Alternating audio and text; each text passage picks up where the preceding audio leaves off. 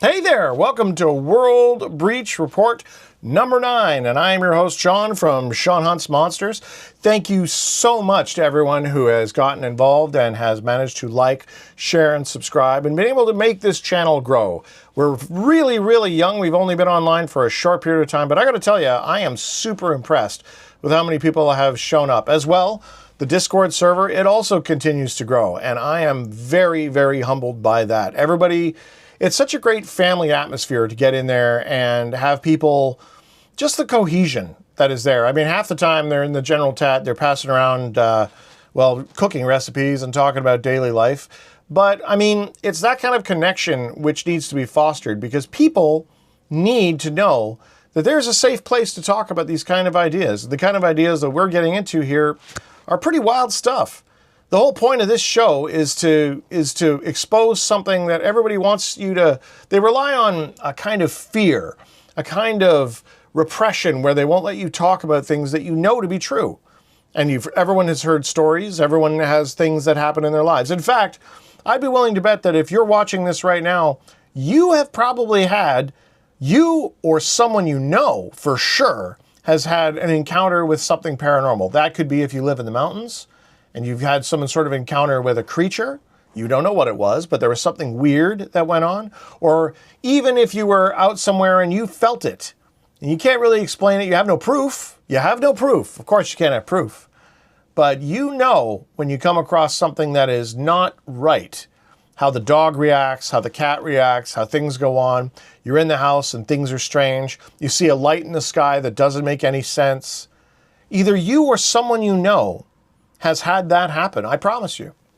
So, why is that? Why are we all allowing ourselves to get into this emperor wears no clothes kind of mentality where we just, if we don't get validated, we're all waiting for disclosure! Disclosure! Tell us, no, we're not going to wait anymore. And that's what being a monster hunter is all about, is that we're going to go out and we're going to get some first-hand knowledge, we're going to post about it, we're going to talk about it, and we're going to draw some connections so that we can figure this stuff out. Because if you try to wait for somebody else to do it, we've been waiting for a long time to get some disclosure, and that is just simply not going to happen. It's not. It's going to be up to us. And almost all the great work that's ever been done has been done by garage scientists, people who have been making major breakthroughs. They'll do it, and then after they come forward with it, then the government will either show up and like seize their patents or whatever, or they'll gradually over time try to do this limited release type deal where they'll make you sort of, oh well, I don't know what that was, and yeah, maybe, okay, well we'll talk. We think there might be extraterrestrials, but nobody's talking about the fact that clearly there's some world breach activity going on here. Clearly there are creatures that go beyond just things we don't understand. And that's why cryptozoology is allowed to be a field. Because cryptozoology is just animals we haven't discovered yet. That's what it is. So they allow that to exist so that when you see something, it's automatically, if it's a human biped, it's got to be Bigfoot. And if it's a little one, it's a juvenile Bigfoot. Right? And if it's an even bigger one, it's a really big Bigfoot, because there's no chance these are different creatures. That'd be crazy. Where would they come from? Where would they go? And that's seems to be the same logic they use when they talk about Bigfoot, is they're like, oh, there can't be Bigfoot. Where would it live? Where would it go? Well, it probably goes through a world breach. Oh, that's just crazy pants. No, not really. Because, there's jets and planes and boats and fighter craft and rescue craft, and everything seems to come through these holes in reality that seem to be opening, maybe naturally, maybe unnaturally, but they're going somewhere. And the behavior of the observation looks an awful lot like there's a world breach going on. Now, one of the classic examples is, you remember when we talked about in World Breach number seven, Misanthropic Gods, sent in a report that he found from the Canadian prairies where a family, and go back and take a look at this, the links are all in the description. Always make sure, for the love of God, please check the links in the description, because I'm just a guy talking over here. And all I'm doing is I'm taking this information and being like, hey man, you see how these puzzle pieces kind of fit together here? And let me tell you, there's a lot of these puzzle pieces that are starting to make a picture. And if we can just, look at the picture, it'll become fairly clear fairly quickly. So in that, in World Breach 7, he left us some pretty incredible footage where there's like an orb the size of a house that's glowing. This isn't a small thing. This is a massive, massive orb. Like, I mean, if you told me that was a Stargate, I'd probably believe you. It looks pretty world breachy to me, to be honest with you. I don't know what that is. But, I mean, there's something going on there. You've got this massive glowing orb hovering, you know, like, got to be 10 feet off the ground. It's not trying to ground itself into the earth. It's just there following this massive lightning strike. So people are like, oh, yeah, that's ball lightning. That's what that is. That's what they said in the report. Oh, yeah, you captured the phenomenon of ball lightning. And what's ball lightning? Oh, well, we don't really know. So, okay, that's a lot like saying something's a placebo. See how that guy got spontaneously cured? Yeah, that's a placebo effect. What is the placebo effect? We don't know. We have no idea. Yeah, I'd like to get me some of that placebo.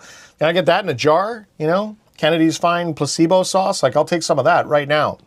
But instead, we get these lovely articles, like this bad boy here. Scientists reveal lightning can spawn UFO-like plasmoids in shocking experiments. Shocking. See what they did there? Because of the lightning. They go to school for that. Ball lightning has baffled witnesses for generations. Generations. How about millennia? But anyway, oh yeah, the objects, you see, the world is made of words, eh? Ball lightning has baffled witnesses. There's no such thing as UFOs. You know, they're not going to say orbs of light moving as though under conscious control have baffled witnesses for generations. No. It's ball lightning has baffled witnesses for generations. World's made of words, man. During violent thunderstorms, people have reported silent glowing spheres drifting through the streets. Weirdly, it also happens when there isn't violent thunderstorms. But again, okay, I'm going to try to get through this. Rolling along power lines or even passing through walls. In some cases, they actually passed through planes. There was a case where an orb came onto a plane, went down the middle of the aisle, and exited the rear of the plane, harming no one. Yeah, that's ball lightning. I don't know, bro. I've seen a lot of lightning hit stuff, and it, you know, kind of leaves a mark. I'm just saying, local police and military authorities have logged hundreds of accounts each year. Really? I don't hear hundreds of these accounts each year. Oh, you mean people see stuff, they report it, and then they get told it's ball lightning. And that's oh, I see how that works. So it's not that they're seeing UFOs. No, they're just seeing objects that get classified as ball lightning. I get you. Yet this phenomenon remains deeply mysterious because it appears randomly and vanishes within seconds. Cover up. A major scientific book, though. Major scientific book. Yeah, this book is major. It's so major, it's like 130 pages long. I got a link to it in the description. You can check it out. On the phenomenology of lightning now includes an explicit chapter. Let me tell you, this chapter, whoa, not safe for works. Keep this explicit chapter away from your kids. This is explicit. Can't even hardly talk about it here on YouTube. On UFO-like events. It's not on UFO events, it's UFO-like, right? That many reports could be rooted in real atmospheric plasma rather than extraterrestrials. It's real atmospheric plasma rather than this crazy notion that everybody knows is true, including the government, is now like, yeah, they're probably extraterrestrials, which means that it's probably interdimensionals because, you know, why would you listen to anything that these people say at this point whatsoever? Researchers have successfully recreated plasmoids inside of laboratories, producing luminous spheres that look strikingly similar to natural ball lightning. Seriously? So, like, you're in a lab and you made a spark that's an orb, and because it's glowing and it's a circle, you're going to tell me that that's what we're seeing out there? All these, because you did that in a lab? Really, bro? And you'll use your linguistic ninjutsu and you'll use your scientific kung fu to be like, well, what else could it be? Well, it could be a world breach. Or it could be that we just don't know yet. That's also very, very valid, you know, but whatever. The big question remains. Here's the big question that remains. They've solved all the other questions. That's why there's only the one big question that remains. There's that language. Whether these plasmoids are merely exotic physics. Oh, exotic physics. Man, Tucker, it's explicit. This is a not safe for work episode, I'll tell you. Or something closer to proto-intelligence. Proto-intelligence. Some researchers suggest the structures show signs of organized behavior.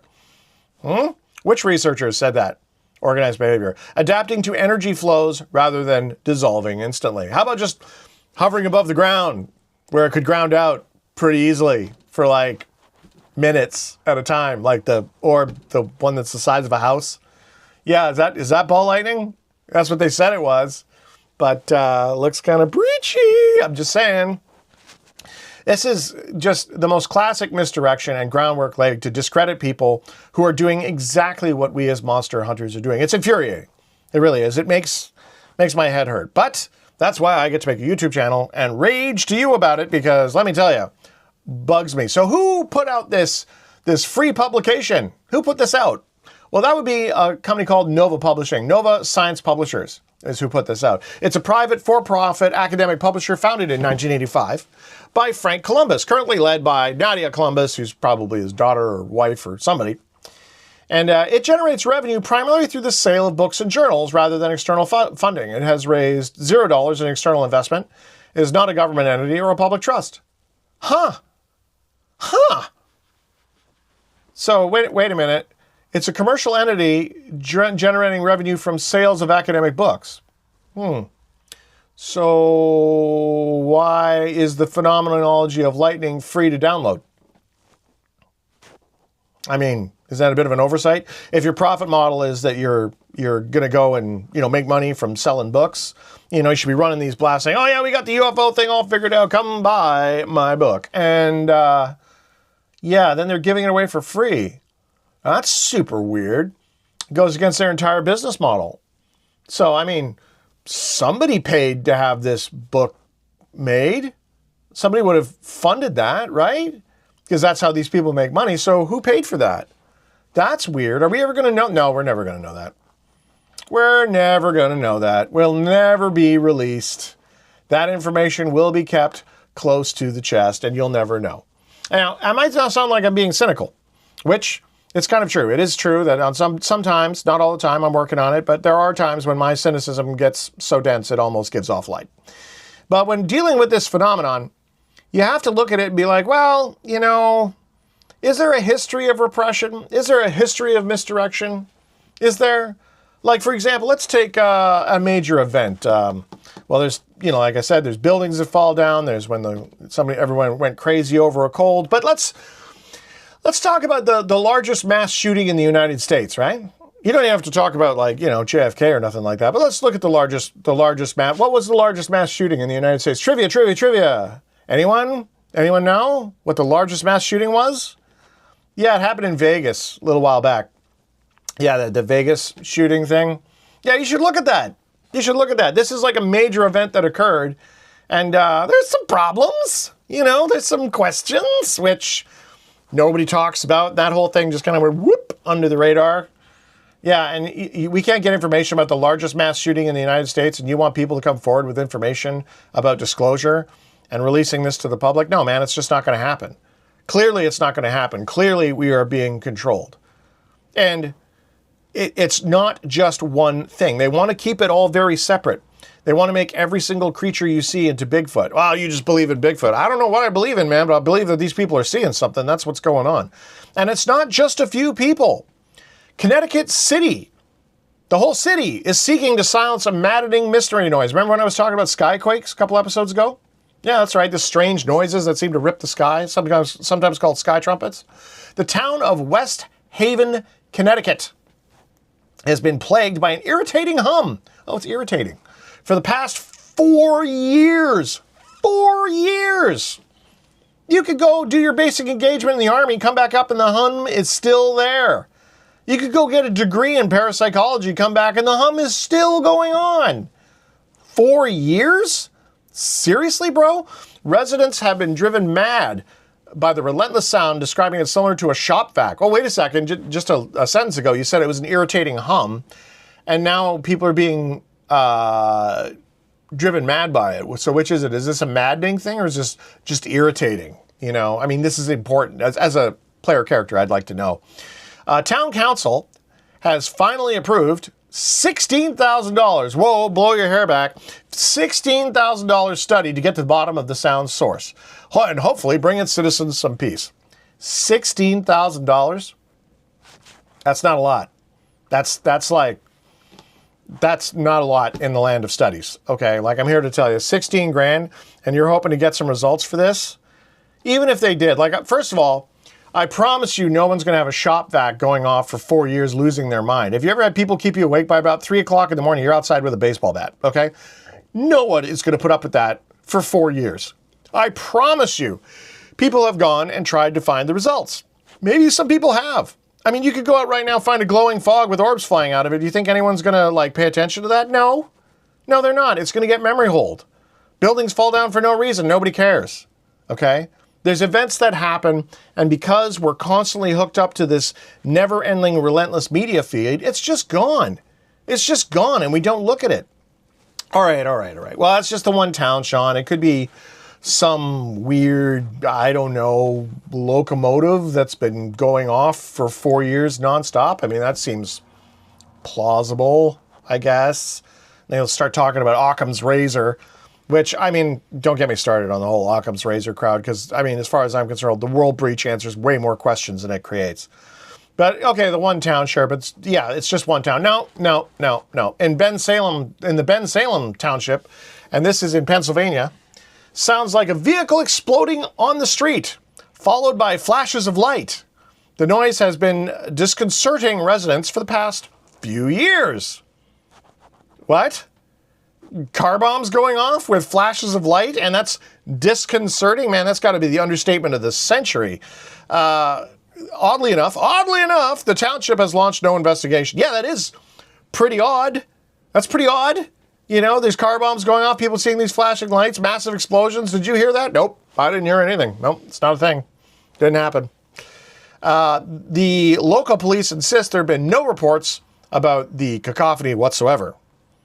Now that, to me, would be the most maddening thing ever. You see this stuff happening. It's going on all around you. You have these events occur, and you are, what, vilified in public because you're willing to talk about this? You talk about these things. Like, you can look at any of these documentaries, and you'll see guys that have come forward in the 40s and the 50s, and they're live about UFO reports, and their lives have been destroyed. Destroyed. They've been ridiculed in the town because everyone likes to talk. Everybody loves to make fun of people, and I'm sure you know exactly what I'm talking about. You get a group of guys together, they'll find something to hate, and off they go on it. It's bizarre. I don't really understand why that is, but, you know, there's something really twisted about this, and this is why disclosure is irrelevant. It's irrelevant. We're never going to see that. We have video of Bigfoot walking, and everyone's like, well, it's fake. It's the most heavily analyzed piece of footage in the history of the world. It's more heavily analyzed than the JFK assassination footage. No one can debunk it. No one can. And yet, you know, still we're like, well, I don't know if it's real. Do you believe it's real? No one can disprove the footage. The footage is real. And even if it was disproven, that would be the footage itself would be irrelevant because we have hundreds of thousands of reports of breach creatures, things that are coming through. And it's not just Bigfoot. So, James Fox, love James Fox. Good dude, okay? His documentaries on UFOs are the best. I think that he does the best work in the field. He's amazing. I think that James Fox does not get the credit he deserves. His particular UFO documentary, I Know What I Saw, is an incredible piece of work. I deeply encourage it. I've linked to it in the past. But he did a conference at Washington, D.C.'s National Press Club aimed to make the January 20th, 1996 alleged crash of an alien retrieval case come alive through first-hand testimony plus supporting statements by highly placed individuals. Now, this is the Varginha, Brazil case. And it's pretty compelling stuff. This guy went down to Varginha. He didn't believe it when he went down there. And then he literally meets everyone who was involved with this. And these are all like good people who encountered these creatures. The long story short is this craft crashes. These creatures get out. They escape. They're running through the streets. These three girls find one. They're telepathic, these creatures. They start communicating with people. And then eventually a cop shows up, spear tackles this thing, grabs it. I mean, balls that clank. This cop who just went up and grabbed this crazy demon-looking thing that smelled like sulfur. Smelled like sulfur. What? And then, you know, he dies very quickly from an infection that they can't stop because it's not from here. And the whole thing wound up getting wrapped up. The U.S. Air Force showed up and grabbed the bodies, grabbed everything they could get their hands on, and they DD'd him out of there. As they do. So this is what James Fox has been going after. And everybody in Brazil is freaking out because, like, people are coming forward to say this because, well, they're not clearly as cowed as we are. And his whole idea was that courage is contagious, where he's thinking that if he can just get enough people to talk about this, more people will come forward and the truth will be known. The truth is already known, James. James, the truth is known, man.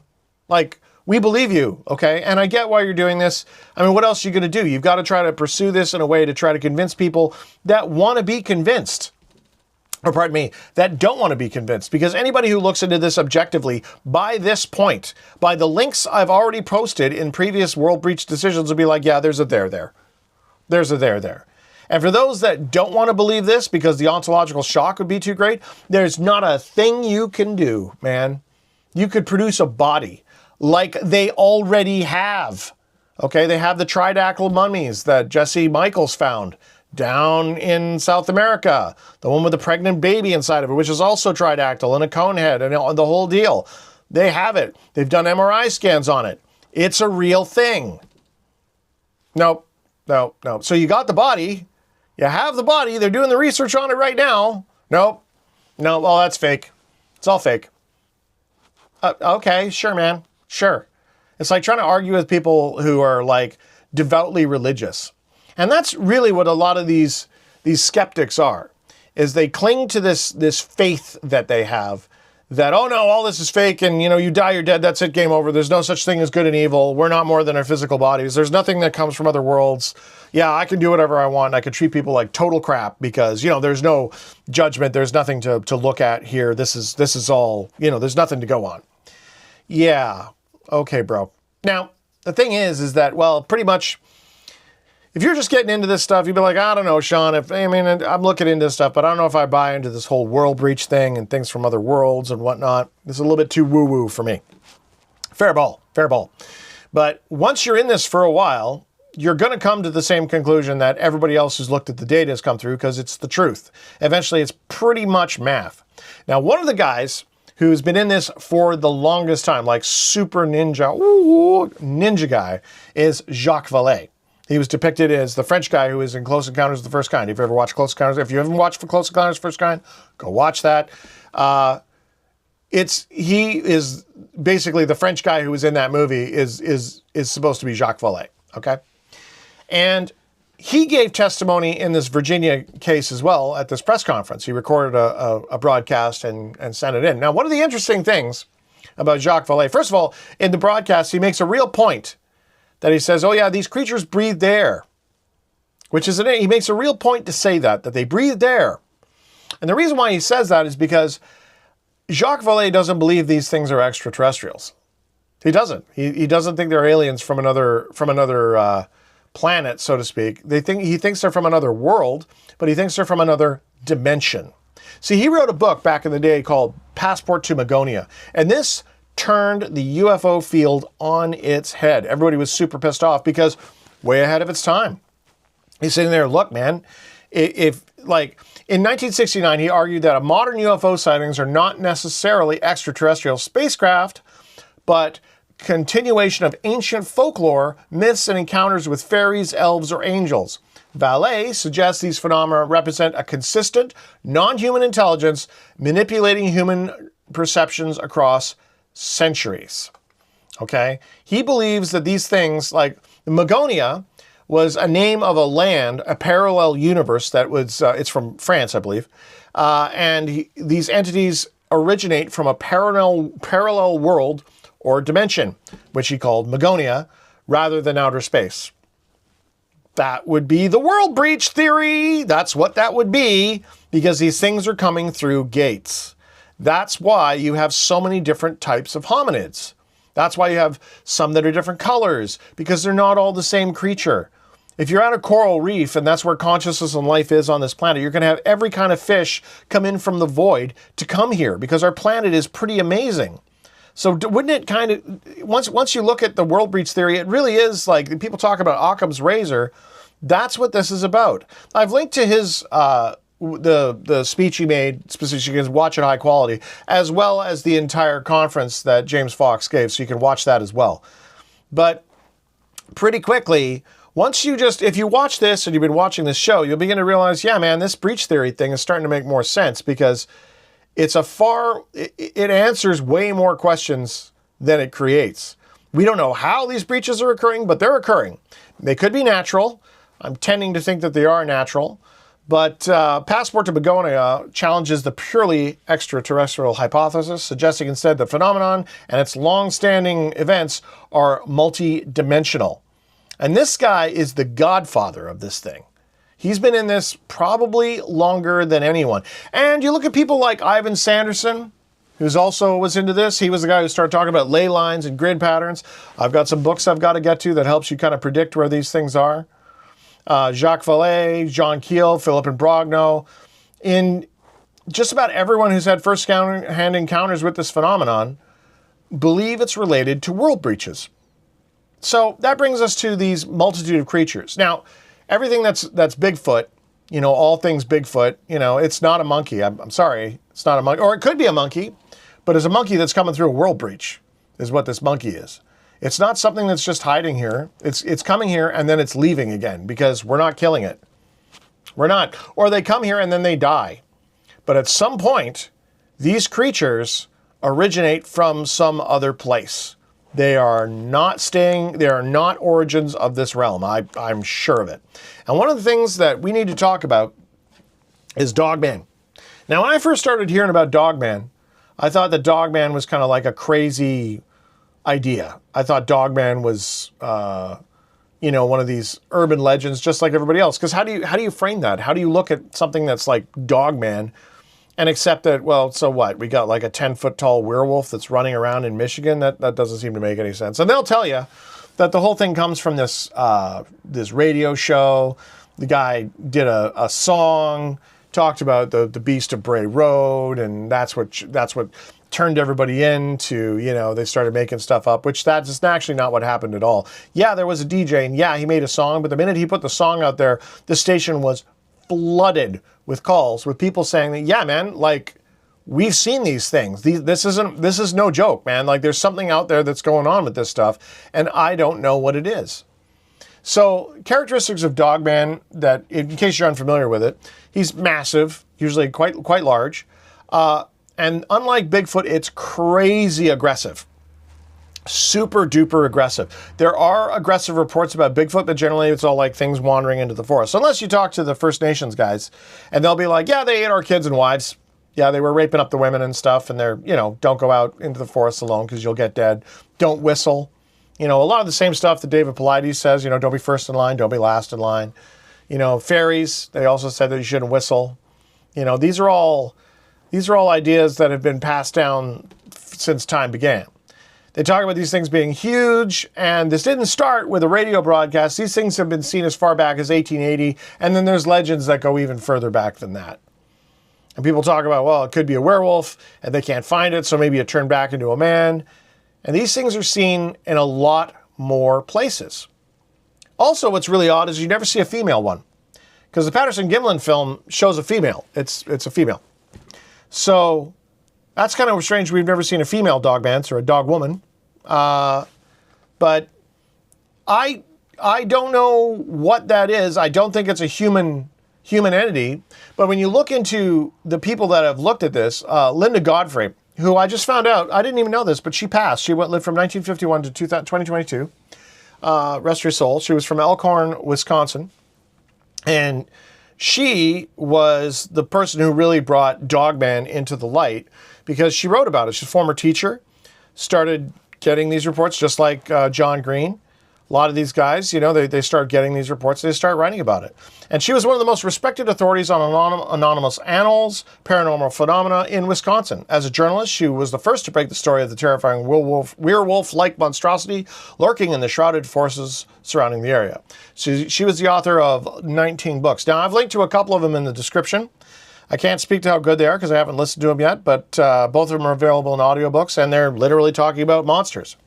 And I'm always interested in books that talk about more than just Bigfoot, because everyone tries to like cram everything into Bigfoot rather than these other creatures which are seen. And it's got to be, you know, the minute you, like, some people will get to the point, well, okay, I'll accept that there's a Bigfoot, some monkey living in the wilderness, but, you know, there's nothing in like Florida or the grasslands, but these things are seen literally everywhere. People have these encounters. What are these things? Now, demons. All right, well, that's a word. What do you mean by demon? Well, it's a being from another dimension that comes here. Okay, we could go with that. I'm not super good with the word demon itself, but I think we're definitely on the right track there. Definitely on the right track. But let's just stay focused with Dogman, because even if Bigfoot was, you know, a monkey, it's a monkey. We can't find it. We don't know where it is. It's a monkey. Even if that was true, okay, I'll give you that. Let's run with this hypothesis. So it would have to have a breeding population, right? Because, you know, yeah, and it would have to be a small breeding population. And I don't know how they'd stop each other from, like, basically taking over, because, like, they have no Darwinian down pressure. Like, what preys on them? Nothing, you know. So even if they mate, like, even if their mating cycle was like elephants, okay, which is an exceptionally long mating cycle, they have problems with elephants eating crops. They have problems with elephants, like, raiding villages and stuff like that, because they're hungry, because there's no downward pressure other than man on elephants. So if we were, like, we would have killed them by now, right? So you can argue that back and forth. Well, they just hide, and maybe they do this and they do that. But the minute you introduce another species in there, now you've got two independent species that are, like, hiding in the wilderness and nobody can find them. This rapidly gets, like, you know, it starts getting crazy pants. For, like, well, maybe they turn into people. Okay, I don't know which is a more crazy theory, that these things are like skinwalkers that could transform into people, which makes them, by their essence, an interdimensional being, or some kind of strange parallel universe creature. I mean, that's, like, it seems to make more sense to me with the evidence we already have from things like Bermuda Triangle and whatnot, that there are openings which occur and these things can come through. And somehow these things are able to come through these thin spaces, these creepy places which are known, which could be why this area called Bray Road has had so many different encounters there and in the surrounding region. It's not rocket surgery. And Progno talks about this, where they talk about the idea of certain factors, geological factors could be, magnetic factors that could be, that cause these anomalies to occur. What is that? So there's an interview with a guy named Lee Hample.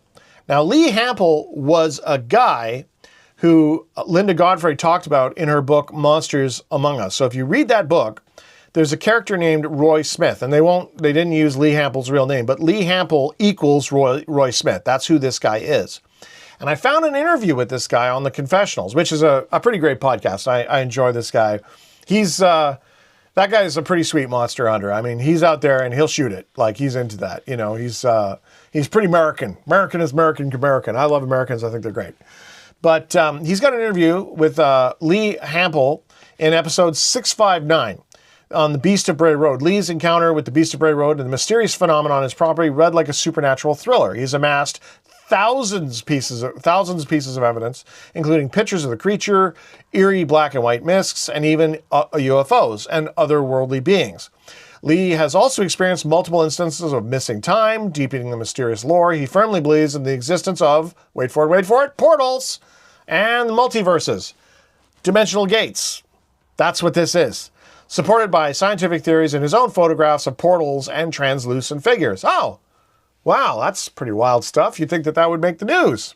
Nope, none of that. The strange happenings are not isolated to his land. Neighbors around Bray Road have also reported similar sightings and experiences, suggesting a peculiar connection to the area. Lee ponders the possibility these phenomena may be interdimensional or tied to advanced technology beyond our current comprehension. Which is just, now he's talking about how they're interdimensional and how that happens. So that interview is some wild stuff. You're going to want to check that out. But, I mean, okay.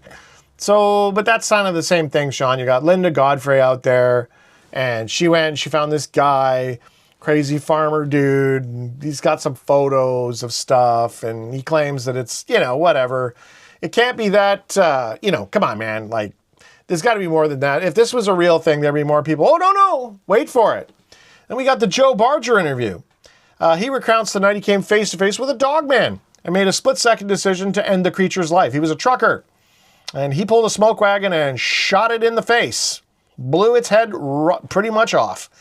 And that act still follows him to this day. But the moment was only one chapter in a much larger pattern that includes repeated Bigfoot encounters, or large hairy hominids, territorial aggression in the woods, intelligent creatures that understand weapons, intent, and fear. Joe describes behavior that goes far beyond animals. Strategic movements, government intimidation displays, and moments that felt deliberately personal. As the stories stack up, a disturbing question emerges. What happens if you cross the line from witness to participant? What happens there? And they talk about this thing called the hitchhiker effect. And the hitchhiker effect is when you get involved with this stuff, these things seem to follow you home. It goes back to the idea that when you look into the abyss looks back into you. And I find that to be pretty interesting stuff. I'm not going to let it scare me off because this is our world. And yeah, that's kind of how I feel about that. I'm sort of humans first, always have been, always will be. If we can stop killing each other for about 10 seconds here, we could probably look at, hey, I think something's making us kill each other. I think perhaps we're being farmed. I think there's a better than average chance that we're being harvested, and not just by outworld entities, but by those in power who seem to somehow want to keep us at each other's throats so that they can hold on to their little thrones and their little crowns.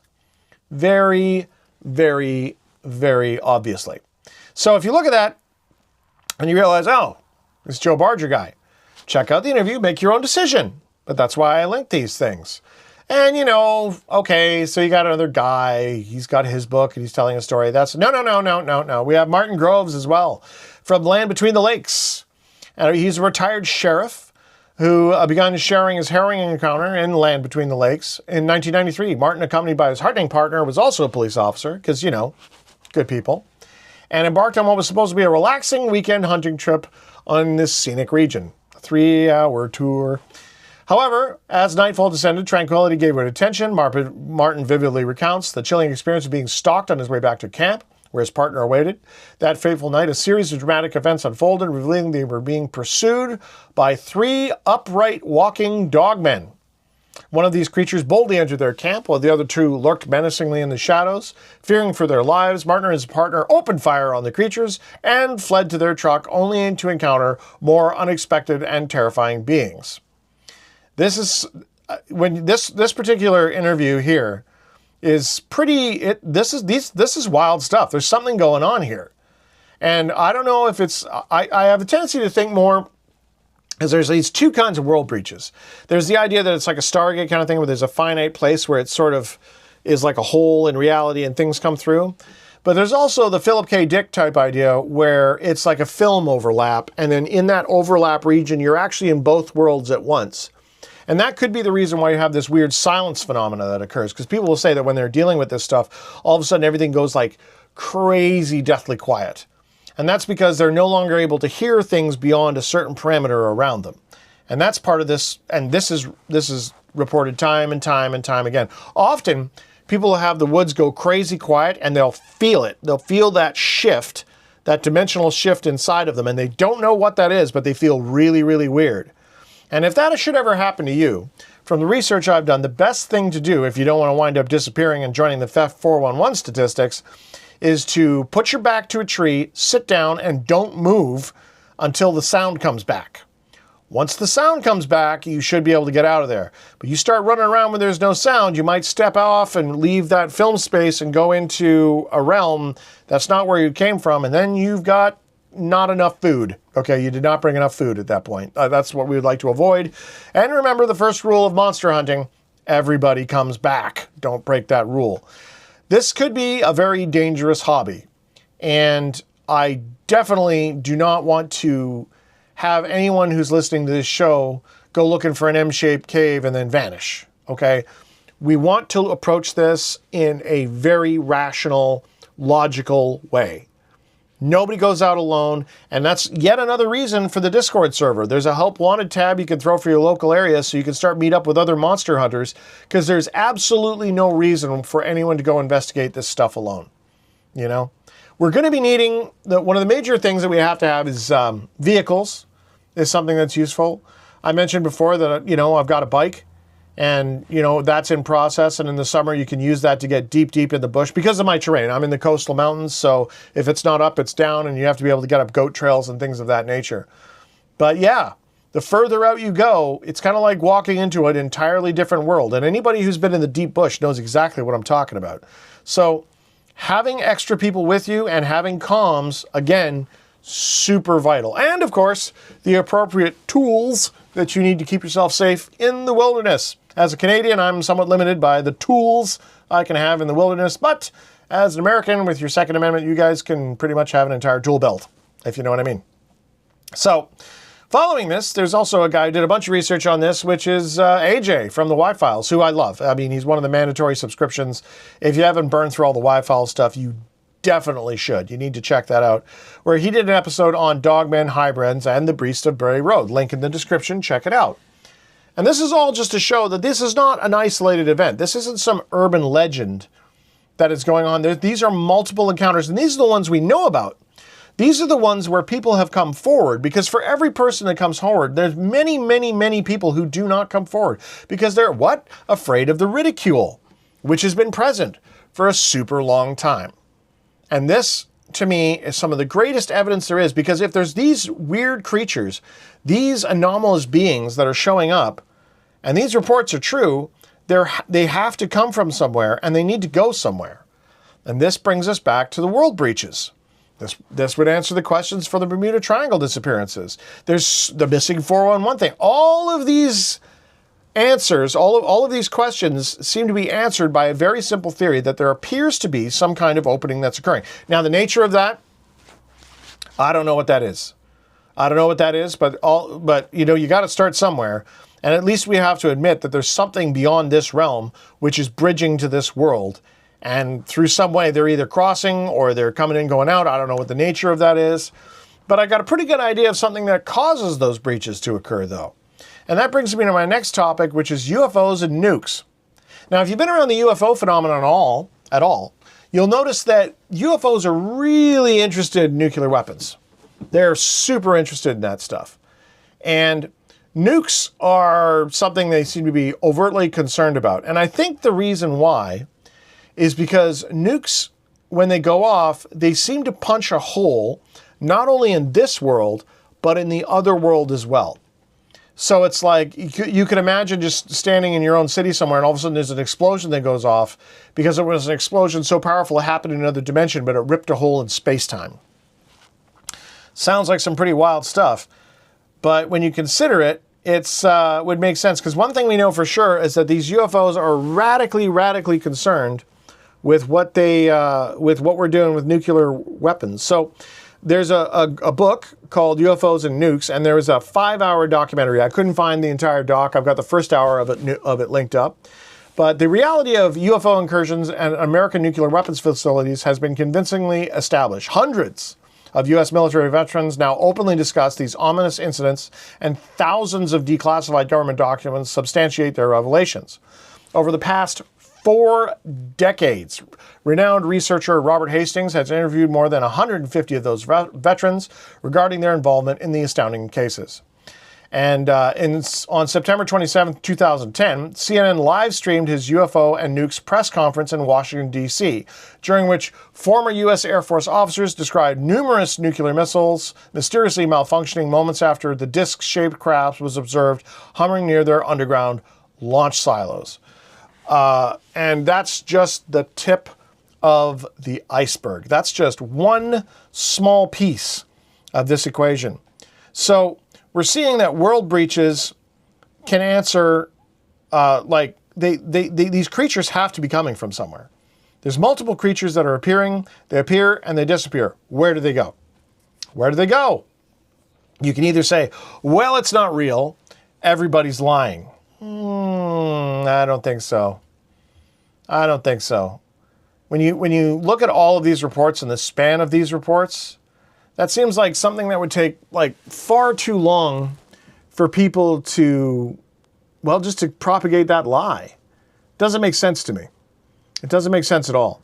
So if these nukes are going off and the power of these nukes, once again, I'll talk about the Jesse Michaels interview with Harold Meldrum, where they have a nuke that hit one of these UFOs and it falls out of the sky. Why are they so concerned about this? Why is that? It's probably because these nukes are punching holes in space-time. And it might be like we're opening gates in the most sloppy way possible, and whatever's on the other side doesn't like their door constantly being kicked in. That's what I think. And you can make your own decisions on this, but when you look at the research, you look at the research done by people far greater than me. Let's be clear. I'm just dealing with what I have come across in my own studies. I think that you will agree there's something going on here. And more than this, outside of where these nukes are going off, these thin spaces, these areas like Skinwalker Ranch, like up here where I'm from, there's lots of these regions, especially around volcanoes and certain desert mountain ranges. Volcanoes specifically seem to have something about them that causes this kind of electromagnetic phenomena, or it has variables involved with it that allow these openings to occur. There's not a lot of answers that way, beyond the fact that, okay, look, man, look, there's a breach that's occurring. It's clearly the most obvious answer to what we're seeing, but the ontological shock from that is just too much for people to handle. I hope it's not too much for you to handle, because we need all the monster hunters we can get.